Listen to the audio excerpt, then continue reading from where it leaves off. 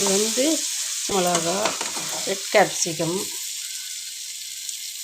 பூண்டு, பச்சை மிளகா அரைச்சி போட்டு வெங்காயம், கேப்சிகம், ரெட் கேப்சிகம் போட்டு தாளித்து இப்போ வதக்கிட்டு இருக்கோம். இது கூட வந்து இது ரெட் கேப்சிகம் இப்போ தான் வந்து ரெட்டாக மாறுது. இது பச்சை colour capsicum, red capsicum.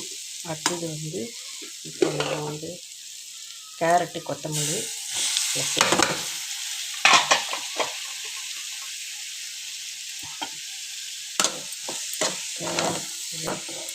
Capsicum carrot பொரியல் சூப்பராக இருக்கு பாருங்கள்.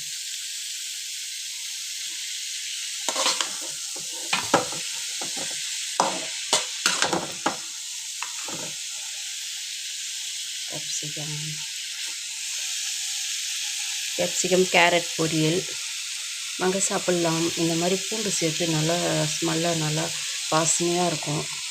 பச்சை மிளகாவும் ரொம்ப உடம்புக்கு ரொம்ப ஹெல்த்து. இது இம்யூனிட்டி அதிகமாக இருக்குது பச்சை மிளகாவில். நல்லா பச்சை மிளகா, பூண்டு இடித்து போட்டு வெங்காயம், குடமிளகா, கேரட் போட்டு பொரித்து தாளித்து பொரியல் பண்ணியிருக்கோம். வாங்க சாப்பிட்லாம். பை.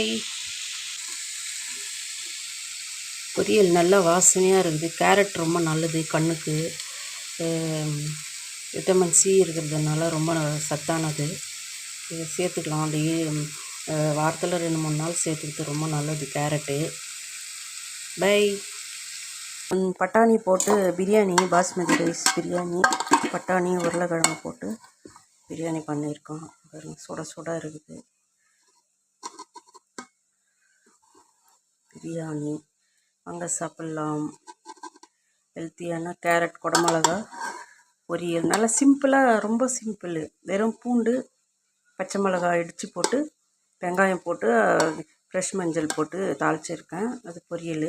இது வந்து பிரியாணி, பட்டாணி பிரியாணி, பட்டாணி உருளைக்கிழங்கு போட்டு வெஜ் பிரியாணி பண்ணியிருக்கோம். வாங்க சாப்பிட்லாம்.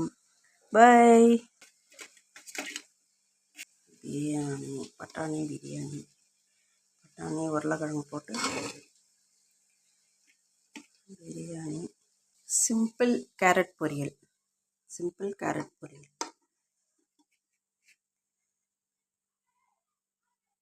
வாங்க சாப்பிட்லாம். பட்டாணி உருளைக்கிழங்கு biryani, veg biryani, carrot capsicum பொரியல், சிம்பிள் பொரியல் எப்படி சேர்த்துன்னு போட்டிருக்கேன், பார்த்துக்கோங்க. பை. வாங்க சாப்பிட்லாம். பை.